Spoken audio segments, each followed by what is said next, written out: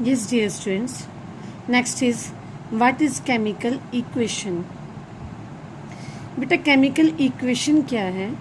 आप लोगों ने पहले भी कुछ क्लासेस में लिखी हुई हैं, इस 8th में पढ़ी थी कुछ इक्वेशन. सब ये होती क्या है?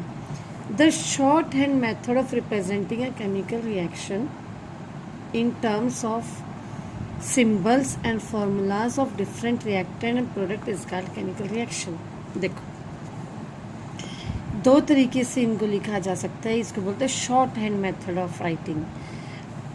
एक तो है जैसे जिंक जब हाइड्रोक्लोरिक एसिड के साथ रिएक्ट करता है तो zinc plus dilute hydrochloric acid gives zinc chloride plus hydrogen gas.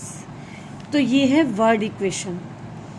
Short hand method means in दोनों के बीच में, ये दो हमारे रिएक्टेंट थे, इन दोनों के बीच में हमने प्लस लिखा है.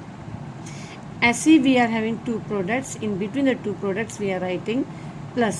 This is the short way of writing the equation. Next is symbolic equation. We know the symbols of the elements, so while writing the equation we use symbols and formulas. Zinc has a symbol Zn and the formula of the hydrochloric acid is HCl. So we are writing here HCl gives zinc chloride ZnCl2 plus hydrogen. This is gas.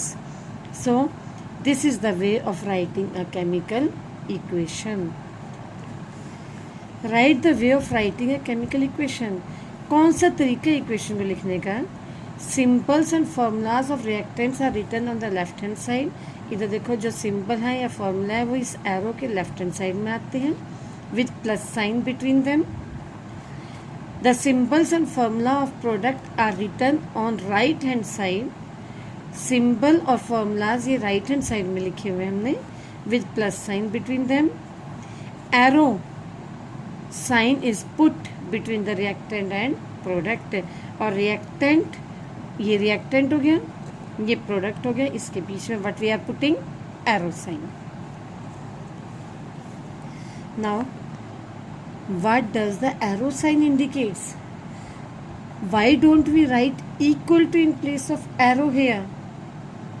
Beta, arrow indicates the direction in which the reaction is proceeding. Means इस arrow का क्या मतलब है कि ये दोनों चीज़ें मिलके ये दे रही हैं, ना कि ये दोनों मिलके ये दे रही हैं. तो ये arrow ये बताता है कि these two reactant combine to give these two products. तो ये एरो डायरेक्शन बताता है कि किस डायरेक्शन में आपका रिएक्शन प्रोसीड कर रहा है.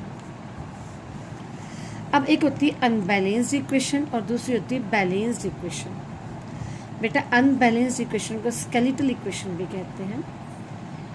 वो क्या होती है? The equation in which atoms on both the sides of the equation are not equal. For example hydrogen plus oxygen gives water. आप इधर देखो, इधर हाइड्रोजन के 2 एटम्स हैं. H2 means 2 atoms of hydrogen, O2 means 2 atoms of oxygen. Here H2O.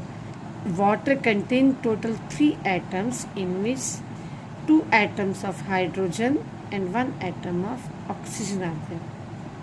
तो आप देखो इधर टोटल 4 एटम्स हैं और इधर 3 हैं. और इधर वैसे देखोगे तो 1 molecule of hydrogen combines with 1 molecule of oxygen gives 1 molecule of water. Overall आप ये देख रहे हो, अगर हम इसका मास भी कैलकुलेट करेंगे टोटल लेफ्ट हैंड साइड का और राइट हैंड साइड का इक्वल नहीं होगा. आप इधर ही देखो, इधर 2 एटम ऑक्सीजन के, इधर एक ही है. तो इसका मतलब ये क्या है? Unbalanced chemical equation. ऐसी बैलेंस्ड कौन सी होती हैं? जिसमें दोनों साइड में इक्वल होते हैं. अब इधर देखो, हमने इधर 2 लगाया और इधर 2 लगाया, इसको बैलेंस कर दिया. अब देखो इधर 4 एटम्स ऑफ हाइड्रोजन हो गए, इधर भी 2 2 4 एटम्स ऑफ हाइड्रोजन हो गए. ऑक्सीजन 2 है, इधर ये 2 इस ऑक्सीजन के लिए भी यूज होगा, तो 2 ऑक्सीजन हो गए. तो इससे बोलते हैं balanced equation. No why we balance the chemical equation? To satisfy law of conservation of mass. आपने 9th में पढ़ा था कि in a chemical reaction the total mass of the reactant is equal to the total mass of the product. किसी भी chemical equation में total mass reactant का हमेशा प्रोडक्ट के इक्वल होता है।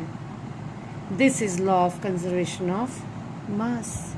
मीन्स अगर आप कोई चीज़ सपोज पेपर भी जलाते हो तो पेपर जलाने से जो ऐश मिलती है पेपर का और ऐश का मास इक्वल होना चाहिए। लेकिन आप कहोगे ऐश तो हल्की होती है, लेकिन बेटा क्या हुआ, जलाने से कुछ गैस भी तो प्रोड्यूस हुई। अगर वो गैस हम जाने नहीं देंगे, उसको भी ऐड कर लेंगे ऐश के साथ, तो वो किसके इक्वल हो जाएगा, पेपर के इक्वल हो जाएगा। पेपर में तो ऑक्सीजन गैस कंबाइन करते हैं। लास्ट ईयर भी आप लोगों ने लॉ ऑफ कंजर्वेशन ऑफ मास की एक्टिविटी 9th स्टैंडर्ड में की है।